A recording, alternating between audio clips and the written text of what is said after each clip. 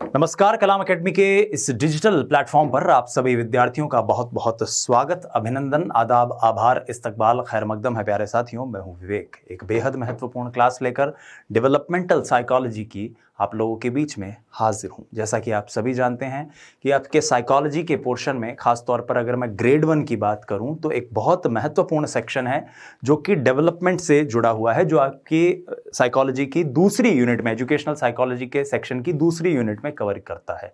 लेकिन उसमें जो खंड आपके लिए इंपॉर्टेंट है वो है आपको किशोरावस्था के संदर्भ में चीजों को पढ़ना है। लेकिन उस पर जाने से पहले यह जरूरी है कि हम विकास को समझें, विकास की विभिन्न परिभाषाओं को देखें, खासतौर पर वृद्धि और विकास में जो महत्वपूर्ण अंतर है उसको भी जानने की कोशिश करें। अव्वल तो हम कह सकते हैं कि शायद इससे सवाल नहीं बनते होंगे, इतना महत्वपूर्ण नहीं है।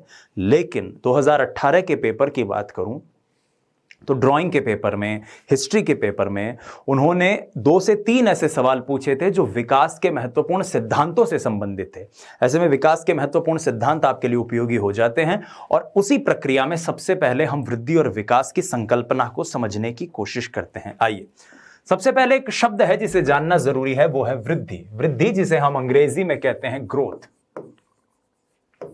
अब ये ग्रोथ क्या है, आपने हो सकता है पहले इसे पढ़ा हो, ना भी पढ़ा हो, तो इस वीडियो में आपको बहुत डिटेल में ये चीज समझ में आ जाएगी कि वृद्धि क्या होती है, विकास की तरह किस क्यों है, विकास से अलग क्यों है। आइए, तो सबसे पहले इसकी एक सहज परिभाषा को समझते हैं और वो ये है कि वृद्धि से तात्पर्य मानव के जीवन में आने वाले भौतिक और दैहिक शारीरिक परिवर्तनों से है। यानी वो सारे चेंजेस जो कि मानव के जीवन में हो और जो कि भौतिक हो, दैहिक हो, शारीरिक हो। तो पहला पॉइंट आ जाता है हमें कि वृद्धि का संबंध बॉडी यानी कि शरीर के अंदर आए हुए परिवर्तनों से है। पहला पॉइंट क्लियर है। इसके अंतर्गत जो परिवर्तन आते हैं वो मात्रात्मक किस्म के होते हैं, यानी कि क्वांटिटेटिव इन नेचर। 2 तरह के परिवर्तन होते हैं, एक होते हैं क्वांटिटेटिव, मात्रात्मक। मात्रात्मक का मतलब वो जिन्हें मापा जा सके, जैसे कि लंबाई, जैसे कि वजन। मैं कह दूं कि भाई आपका वजन कितना है, वो आदमी कहेगा मेरा वजन 70 किलो है। आपकी लंबाई कितनी? जी मेरी लंबाई 6 फुट है। यानी ये एक ऐसी शरीर की क्वालिटी है जिसे मापा जा सके, यानी कि ये एक क्वांटिटेटिव इन नेचर है। दूसरी क्वालिटी जो होगी, दूसरी जो विशेषता होगी वो क्वालिटेटिव होगी, जिसको हम गुणात्मक कहते हैं, वो हम विकास में समझेंगे। बहरहाल दूसरी जो चीज मुझे पता चल रही है वृद्धि के बारे में वो है कि यह मात्रात्मक है, यानी कि इसका मापन संभव है। क्लियर है? मात्रात्मक भी वही बात है, मापन संभव है, यह भी वही बात है। फिर यह क्या कह रहा है? वृद्धि व्यक्ति के किसी विशिष्ट पक्ष या शारीरिक पक्ष के परिवर्तन को दर्शाती है जो संरचनात्मक पक्ष है, यानी कि वही बात संरचना से जुड़ी हुई है, शरीर से जुड़ी हुई है, देह से जुड़ी हुई है, बॉडी से जुड़ी हुई है, फिजियोलॉजिकल चेंजेस, ये सारी बातें हम वृद्धि के बारे में कह सकते हैं। लेकिन सबसे महत्वपूर्ण बिंदु जो वृद्धि से जुड़ा हुआ है वो ये है कि वृद्धि व्यक्ति के जीवन काल में एक निश्चित समय तक ही होती है। जैसे कि लंबाई, अगर मैं कहूं कि लंबाई बढ़ रही है तो क्या जीवन भर किसी व्यक्ति की लंबाई बढ़ती है? नहीं, एक निश्चित समय है जिस समय तक उसकी लंबाई बढ़ेगी। तो हां, व्यक्ति के जीवन काल में एक निश्चित समय तक ये होती है और इस निश्चित समय को कहा जाता है मैच्योरेशन, यानी कि परिपक्वता। तो तीसरा महत्वपूर्ण बिंदु जो हमें वृद्धि से जुड़ा हुआ मिला वो है परिपक्वता। परिपक्वता तक ही यह होती है। क्लियर है? बाद में वही बात कि इसका मापन, मात्राकरण, अवलोकन किया जा सकता है। वृद्धि धनात्मक होती है। धनात्मक का मतलब पॉजिटिव, क्योंकि जिसका नाम ही वृद्धि है, जिसके नाम में ही हमें पता चल रहा है बढ़ना, तो इसका मतलब उसकी प्रकृति कैसी होगी? उसकी प्रकृति भी धनात्मक ही होगी। अब आपके मन में एक प्रश्न आ सकता है कि साहब, इस वृद्धि को आपने शुरू में कहा कि वजन भी वृद्धि के अंतर्गत आता है, लेकिन वजन तो मेरा आज वजन 60 किलोग्राम है, मैं थोड़ी कसरत करूं तो हो सकता है मेरा वजन 58 किलोग्राम आ जाए। अब आप इस वृद्धि को वृद्धि कैसे कहोगे? अब आप ऐसे थोड़ी कह सकते हो, इसमें तो घटना भी आ रहा है, फिर आपने धनात्मक क्यों कहा इसे? तो प्यारे विद्यार्थियों, ये घटना बढ़ना ये क्षणिक किस्म के अंतर हैं। अगर मैं बात करूं कि एक बच्चा 2 वर्ष का जब था या फिर 2 माह का जब रहा होगा, इस तरह से बात कर लें कि 2 माह और फिर 2 वर्ष और फिर 12 वर्ष, तो क्या 12 वर्ष के बच्चे का वजन कभी उतना हो पाएगा जितना उसका 2 माह का था तब रहा होगा? नहीं ना। 2 माह के केस से तो हमेशा वजन बढ़ा ही होगा ना भाई। 2 माह के बच्चे का वजन अपन कुछ किलोग्राम में मान सकते हैं, और जब वो 10 साल का हुआ होगा तो और बड़ा होगा, जब वो 20 साल का हुआ होगा तो और बड़ा होगा। हाँ, हो सकता है अमूलचूल परिवर्तन क्षणिक होते रहें, लेकिन हम एक लॉन्ग टर्म में बात करें, जब हम पूरे जीवन चक्र में बात करें, तो निश्चित स्तर पर व्यक्ति का वजन बढ़ता है। ये इससे एक मोटे मोटे तौर पर आप आइडिया लगा सकते हैं कि वृद्धि धनात्मक होती है। तो ये एक इंपॉर्टेंट बिंदु और हमें याद रखना है, वो ये कि वृद्धि धनात्मक होती है। तो वृद्धि को लेकर 3-4 पॉइंट हैं। सबसे पहली बात, यह शरीर के अंदर होने वाली बढ़ोतरी है, क्योंकि इसकी प्रकृति धनात्मक है। शरीर में होने वाली वो बढ़ोतरी जिसे मापा जा सके और जो कि परिपक्वता तक ही परिलक्षित हो, दिखाई दे, क्या कहलाएगी? वृद्धि, जिसे अंग्रेजी में हम कहते हैं ग्रोथ। आइए आगे बढ़ते हैं और अब विकास को समझते हैं। वृद्धि से ज्यादा जरूरी है विकास को समझना, क्योंकि इस खंड से आपके कई बार प्रश्न बनते रहे हैं। अगली जो ग्रेड 1 की एग्जाम होगी उसमें भी स्वाभाविक है कि आपसे प्रश्न पूछा जा सकता है। सेकंड ग्रेड में भी ये उतना ही इंपॉर्टेंट है। आइए आगे बढ़ने की कोशिश करते हैं। विकास से अभिप्राय व्यक्ति के आकार, रूप, ढांचे आदि में परिवर्तन से है, जो कार्य कुशलता में सुधार के परिणाम स्वरूप घटित होते हैं।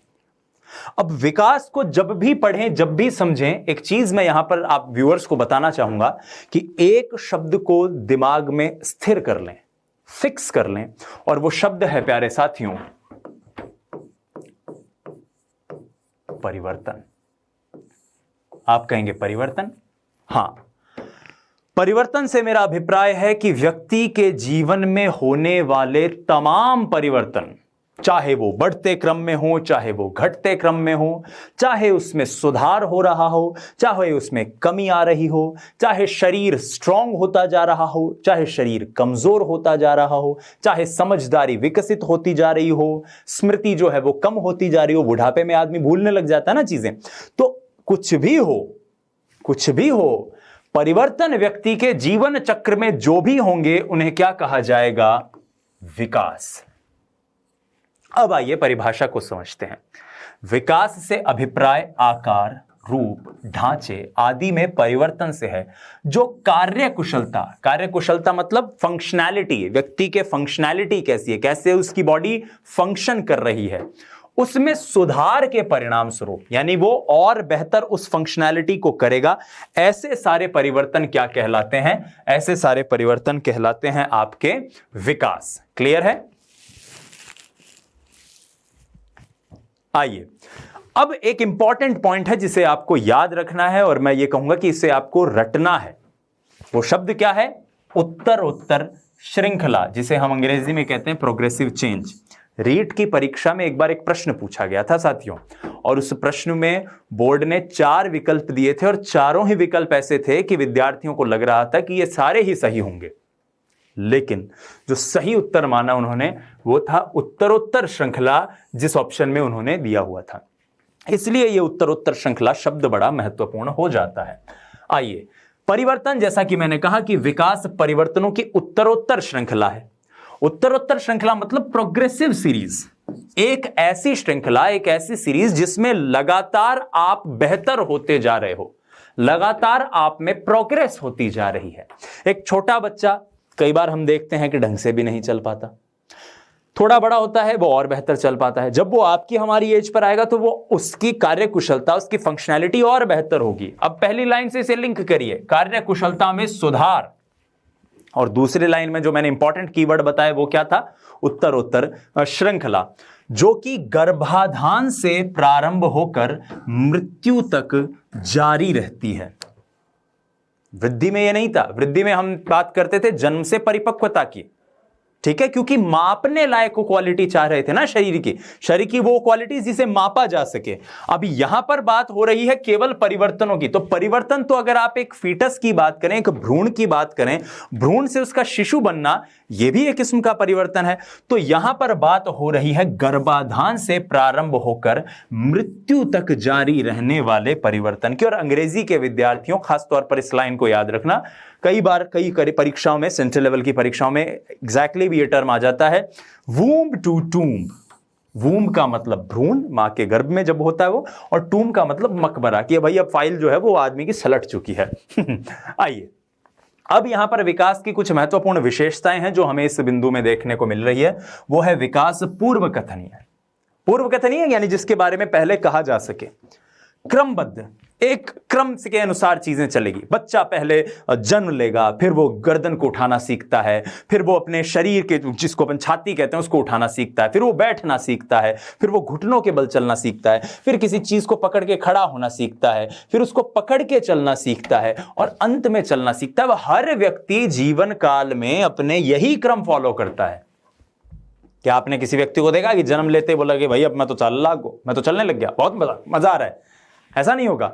एक निश्चित क्रम है, एक निश्चित पैटर्न है जो प्रत्येक व्यक्ति को फॉलो करना है, और इसी की बात यह प्रश्न कह रहा है कि पूर्व कथनीय है, क्रमबद्ध है और उत्तरोत्तर प्रोग्रेसिव, जिसकी बात कही मैंने, परिवर्तनों का प्रारूप है। और इस प्रारूप में क्या क्या चीजें अपनी भूमिका निभाती है?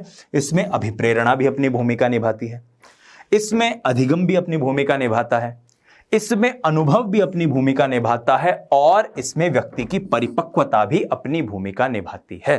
यानी ये सभी विकास में सहायक होते हैं। व्यक्ति को कितना अभिप्रेरित किया जा रहा है, इसको ऐसे समझ लीजिए, आज के कुछ समय पहले जब आपने सोचा होगा कि मुझे फर्स्ट ग्रेड की तैयारी करनी है, तो मन में डर रहा होगा कि यार मैं कैसे कर पाऊंगा या कैसे कर पाऊंगी, और किसी ने आपको मोटिवेट किया होगा कि नहीं, ठान लो तो कुछ नहीं होता असंभव, वीर की पहचान होती है प्रतिज्ञा। अगर मन में संकल्प कर लिया फिर कोई विकल्प नहीं है, आप अवश्य सफल होंगे। और जब आप ऐसा सोच लेते हैं तो आप अपने आप को उसी के अनुरूप तैयार करते हैं, आप उसी के अनुरूप पढ़ाई करते हैं, और इस तरह से मैं कह सकता हूं कि अधिगम करते हैं। और राजस्थान बोर्ड की 11वीं कक्षा की बाल विकास जो किताब है मनोविज्ञान की, उसमें जो चौथा चैप्टर है मानव विकास, उसमें स्पष्ट रूप से लिखा गया है कि अधिगम भी एक प्रकार का विकास है जो व्यक्ति के स्वयं के प्रयासों के द्वारा होता है। ठीक है, तो आप इसे समझ सकते हैं कि इस प्रकार से आप इस प्रश्न के सही उत्तर तक जा सकते हैं। आइए आगे बढ़ते हैं और अगले प्रश्न पर चलते हैं, अगले बिंदु पर चलते हैं।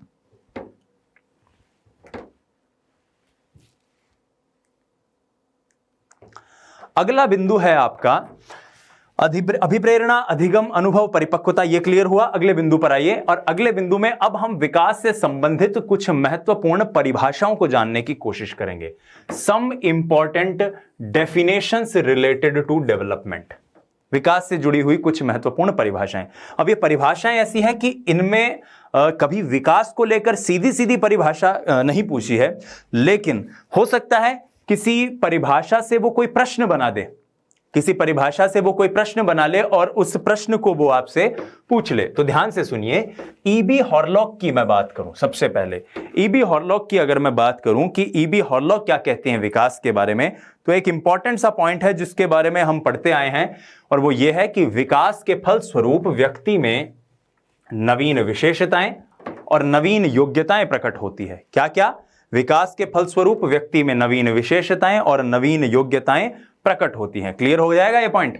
अगले पॉइंट पर आइए। अगला स्टेटमेंट जो है, अगली परिभाषा जो है वो गेसेल साहब की है। अब गेसेल साहब क्या कह रहे हैं, ध्यान से सुनो। गेसेल साहब कह रहे हैं कि विकास अभिवृद्धि के संप्रत्यय की अपेक्षा अधिक व्यापक है। यानी अभिवृद्धि का जो संप्रत्यय था, वृद्धि का जो संप्रत्यय था, वो बहुत छोटा सा संप्रत्यय था, बहुत इंपॉर्टेंट नहीं था, छोटा सा बात मामला था, लेकिन विकास व्यापक है। और इसको आप पिछली स्लाइड में देख भी सकते हो। जब मैंने ग्रोथ की बात की तो मैंने क्या कहा, शरीर की से जुड़ी हुई बात है, मात्रात्मक है, परिपक्वता तक संबंधित है और धनात्मक है। लेकिन जब मैं विकास की बात कर रहा हूं तो मैंने कहा कि एक परिवर्तन है, शरीर के किसी भी पक्ष में हो परिवर्तन है। और जब मैं इसे परिवर्तन कह रहा हूं तो ये ध्यान से सुनिएगा, अब मात्रात्मक भी हो सकता है, गुणात्मक भी हो सकता है, यानी कि ये क्वालिटेटिव भी हो सकता है, क्वांटिटेटिव भी हो सकता है। इसमें धनात्मक परिवर्तन भी शामिल हैं, यानी वो परिवर्तन जिसमें योग्यताएं, कैपेबिलिटीज, क्षमताएं में सुधार हो, बढ़े। और इसमें ऋणात्मक परिवर्तन भी शामिल हैं, यानी कि वो चीजें जिसमें कोई चीज घट रही हो। इसमें वृद्धि भी शामिल है, कि जिसको हमने ग्रोथ कहा, यानी ग्रोथ यानी वृद्धि विकास का ही एक अहम हिस्सा है, और इसमें ह्रास भी शामिल है जिसको हम डिक्लाइन कहते हैं। तो ये सारी चीजें मिलकर विकास को विकास बना देती हैं। आइए अब आगे बढ़ते हैं और अगले स्टेटमेंट पे चलते हैं। गैसेल साहब के स्टेटमेंट को पूरा समझने की कोशिश करते हैं। विकास अभिवृद्धि के संप्रत्यय की अपेक्षा अधिक व्यापक है। इसका अवलोकन, मूल्यांकन और कुछ सीमा तक 3 रूपों में शरीर रचनात्मक, शरीर क्रिया विज्ञानात्मक और व्यवहारात्मक में मापन भी किया जा सकता है। यानी विकास के कुछ पक्षों का मापन किया जा सकता है, कुछ पक्षों का मापन नहीं भी किया जा सकता। ठीक है, आगे बात करते हैं।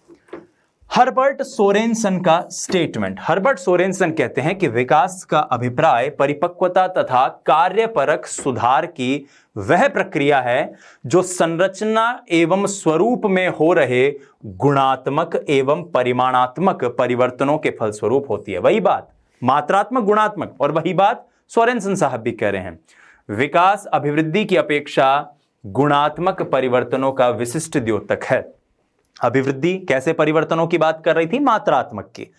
विकास कैसे परिवर्तनों की बात कर रहा है? गुणात्मक, मात्रात्मक, दोनों।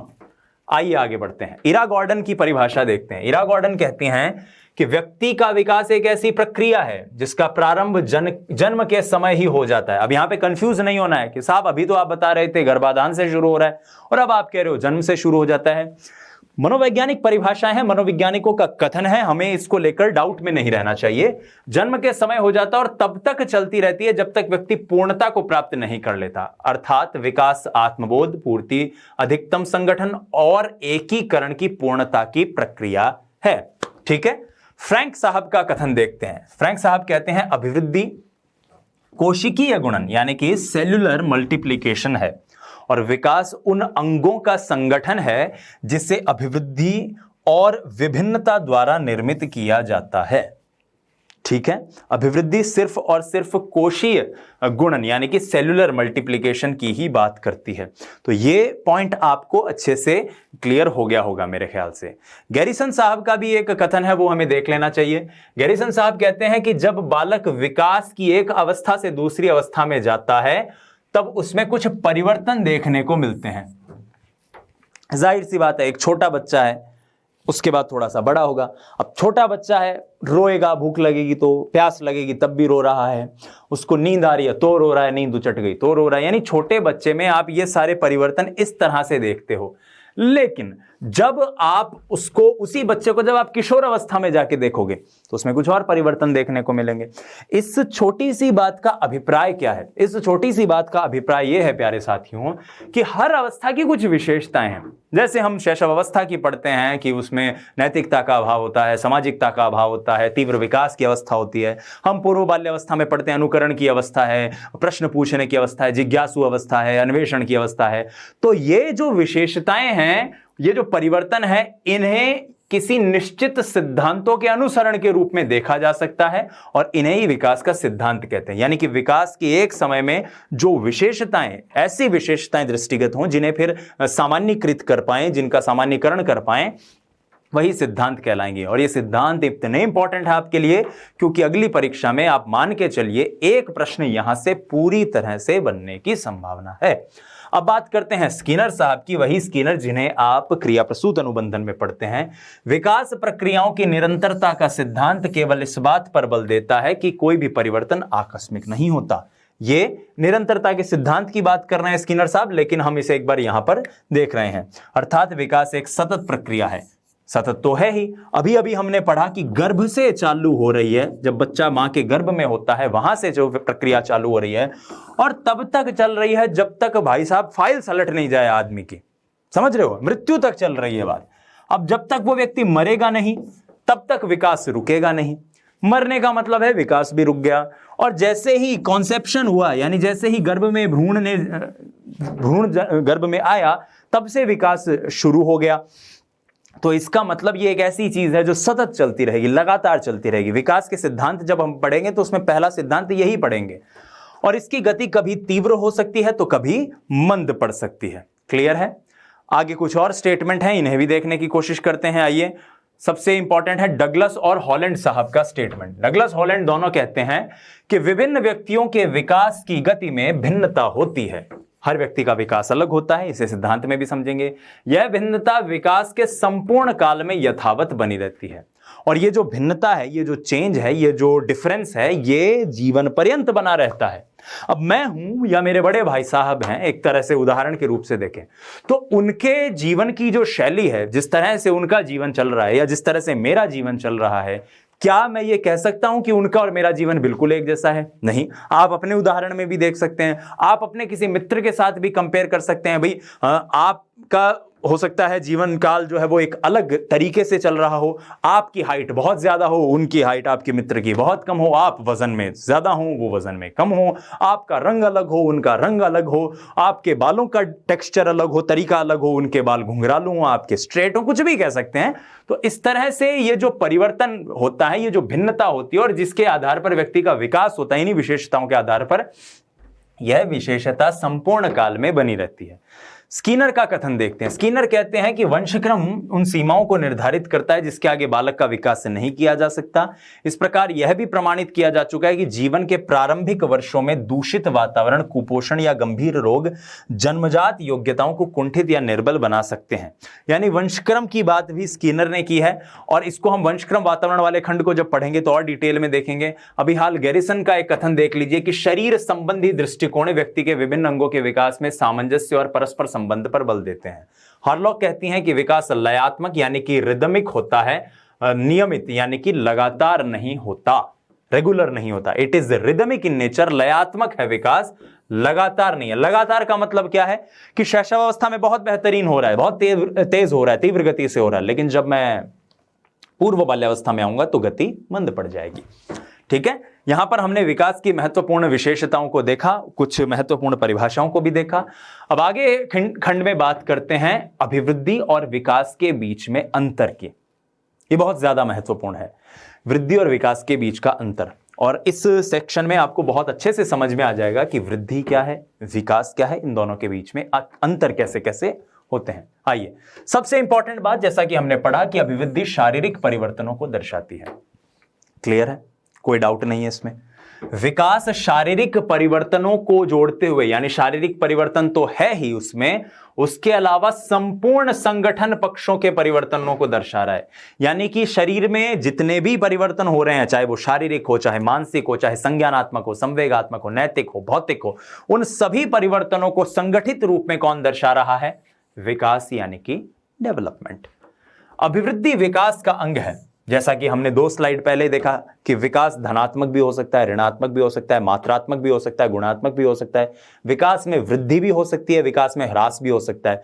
तो जब मैं कह रहा हूं विकास में वृद्धि हो सकती है, इसका मतलब वृद्धि विकास का ही तो एक भाग है, विकास का ही तो एक पक्ष है, विकास का ही तो एक अंग है, विकास का ही तो एक एस्पेक्ट है।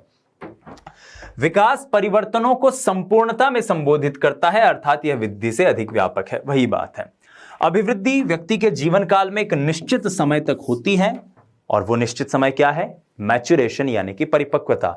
लेकिन विकास जीवन पर्यंत चलने वाली क्रमिक और प्रगतिशील श्रृंखला है, जो कि सार्थक वृद्धि के अभाव में भी संभव है। यह लाइन एक बार रीट ने पूछी थी कि क्या विकास सार्थक वृद्धि के अभाव में संभव है? हो सकता है ग्रेड 1 में या फिर आपके अन्य एग्जाम्स में पूछ ले सीधा कि विकास सार्थक वृद्धि के अभाव में संभव है या नहीं है, तो उत्तर होगा हां, विकास सार्थक वृद्धि के अभाव में भी संभव है। एक बुजुर्ग व्यक्ति है, अब इस बुजुर्ग व्यक्ति की मैं बात करूं तो बुजुर्ग व्यक्ति के शरीर की क्षमता तो कम हो रही है, लेकिन उसका अनुभव, स्मरण शक्ति भी कम हो रही है, अनुभव की शक्ति तो बढ़ रही है। यानी कुछ पक्षों में वृद्धि हो रही है और कुछ पक्षों में ह्रास भी हो रहा है। हाँ या ना? कुछ पक्षों में वृद्धि हो रही है, इसको मैंने उल्टा लिख दिया, ऐसे कर लीजिए इसको, ठीक है, और कुछ पक्षों में वृद्धि हो रही है। क्लियर है? अब जब मैं कह रहा हूं कि कुछ पक्षों में वृद्धि है, कुछ पक्षों में ह्रास है, तो इसका मतलब कोई चीज घट रही है, कोई चीज बढ़ रही है, तो घटने वाली चीज भी तो एक तरह से अपने आप में विकास ही तो है। उसका नेचर ऋणात्मक हो सकता है, उसके नेचर में आप कह सकते हो कि ह्रास है, लेकिन है तो वो विकास ही। इसलिए विकास सार्थक वृद्धि के अभाव में भी संभव है। शारीरिक परिवर्तन या अभिवृद्धि अवलोकन योग्य और मापन योग्य है, जैसा कि हमने कहा कि मेजरेबल इन नेचर।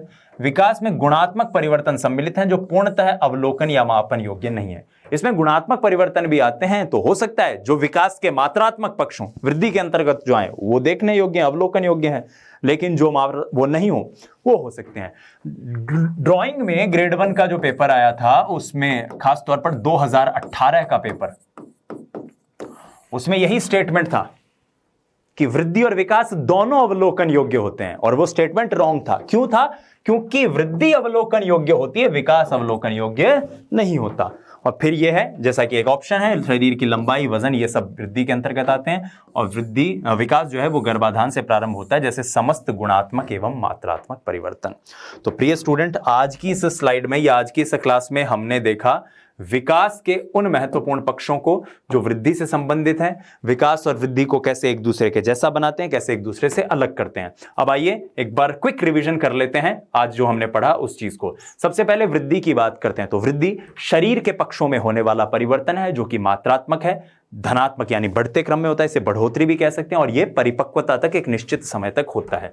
जब मैं विकास की बात करूं तो यह संपूर्ण जीवन में होने वाले परिवर्तनों की बात करेगा जो कि मात्रात्मक भी हैं, गुणात्मक भी हैं, यानी क्वालिटेटिव भी हैं, क्वांटिटेटिव भी हैं, धनात्मक भी हैं, ऋणात्मक भी हैं, पॉजिटिव भी हैं, नेगेटिव भी हैं, जिनमें वृद्धि भी है, ह्रास भी है, यानी जिनमें ग्रोथ भी हो और डिक्लाइन भी हो। ठीक है, यह पूर्व कथनीय क्रमबद्ध उत्तरोत्तर परिवर्तनों का प्रारूप है जिसमें अभिप्रेरणा, अधिगम, अनुभव, परिपक्वता आदि अपनी भूमिका निभाते हैं। फिर हमने कुछ स्टेटमेंट देखे। ईबी हार्लॉक, नवीन विशेषताएं, नवीन योग्यताएं। गैसल बात करते हैं अभिवृद्धि की अपेक्षा विकास व्यापक है। हर्बर्ट सोरेनसन बात करते हैं कि विकास कार्यपरक सुधार और परिपक्वता में सुधार की बात करता है। ठीक है, संरचना के स्वरूप में हो रहे गुणात्मक परिवर्तन की बात करेगा और परिमाणात्मक परिवर्तन की भी बात करेगा। इरा गॉर्डन कहती है कि ऐसी प्रक्रिया है जो जन्म से प्रारंभ हो जाती है और तब तक चलती रहती है जब तक व्यक्ति पूर्णता को प्राप्त नहीं करता। फ्रैंक कहते हैं अभिवृद्धि कोशिकीय गुणन यानी सेल्युलर मल्टीप्लिकेशन की बात करेगी। गैरिसन कहते हैं विकास की एक अवस्था से दूसरी अवस्था में जब व्यक्ति जाएगा तो कुछ निश्चित विशेषताएं होती है और इन्हें ही सिद्धांत कहेंगे। स्किनर निरंतरता के सिद्धांत की बात करते हैं और कहते हैं कि कोई भी परिवर्तन आकस्मिक नहीं होता, इसीलिए विकास सतत प्रक्रिया है। डगलस हॉलैंड कहते हैं कि हर परिवर्तन में विभिन्न व्यक्तियों में भिन्नता होती है। स्किनर कहते हैं वंशक्रम और वातावरण में का क्या रोल है। गैरिसन और अन्य कहते हैं शरीर संबंधी दृष्टिकोण व्यक्ति के विभिन्न अंगों के विकास में सामंजस्य और परस्पर संबंध पर बल देते हैं। और हॉर्लॉक का एक स्टेटमेंट है कि विकास लयात्मक होता है, लगातार नहीं। फिर हमने अंतर को देखा। अभिवृद्धि शारीरिक परिवर्तनों को दर्शाती है, विकास जोड़ते हुए संपूर्ण संगठित पक्षों के परिवर्तन की बात करेगा। अभिवृद्धि विकास का अंग है, विकास परिवर्तनों को संपूर्णता में संबोधित करता है। अभिवृद्धि जीवन काल में एक निश्चित समय तक होगी, विकास जीवन पर्यंत होगा। शारीरिक परिवर्तन या अभिवृद्धि अवलोकन योग्य, मापन योग्य, देखने योग्य, देखा जा सकता है, ये ग्रेड 1 में आया हुआ है। और विकास में गुणात्मक परिवर्तन सम्मिलित है जो पूर्णतः अवलोकन या मापन योग्य नहीं है। शरीर की लंबाई, वजन। अभिवृद्धि में पूर्ण गर्भाधान से प्रारंभ हो विकास का प्रारंभ गर्भाधान से होकर मृत्यु तक रहता है। तो बहुत बहुत शुक्रिया, आप लोग इस वीडियो में जुड़े। अगली वीडियो में हम बात करेंगे विकास के महत्वपूर्ण सिद्धांतों की, तो उसे भी जरूर देखिएगा। धन्यवाद। जय हिंद, वंदे मातरम। स्वस्थ रहिए, मस्त रहिए, अपनी तैयारी में व्यस्त रहिए। बहुत बहुत आभार। नमस्कार।